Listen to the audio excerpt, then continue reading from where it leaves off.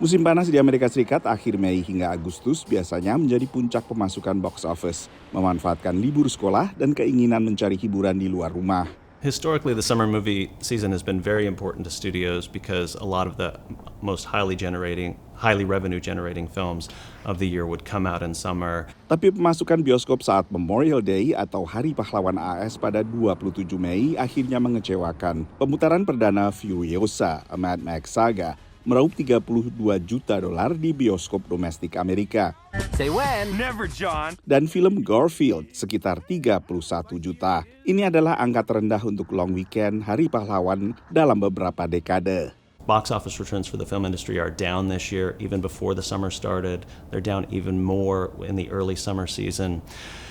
And there's just not a lot of consistent offerings over the course of the summer. The summer box office especially depends on momentum. You bring people into the theaters, they have a great experience, they see previews and advertisements for other films that they get excited about coming back to see.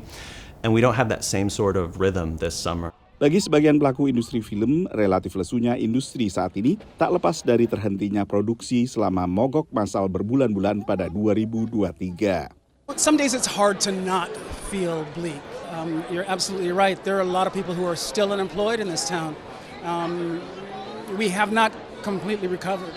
Bad Boys Ride or Die akhirnya menjadi film sukses pertama kali ini. Selama opening weekend, film ini meraup lebih dari $56 juta di box office domestik menurut pantauan Comscore. Sejak berakhirnya darurat pandemi, banyak produsen film ingin agar pemasukan box office secara domestik bisa kembali ke angka seperti sebelum pandemi yang beberapa kali sempat menembus $11 miliar.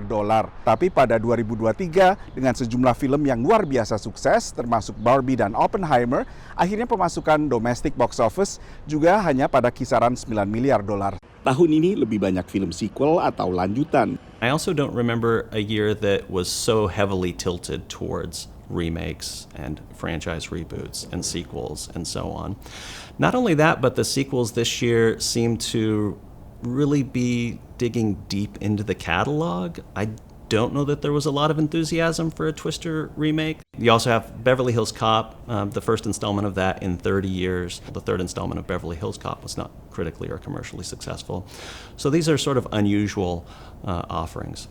Musim panas kali ini tak seperti tahun-tahun sebelumnya juga minim film superhero yang biasanya diandalkan studio film. Dari Washington DC, Nova Purwadi dan tim VOA.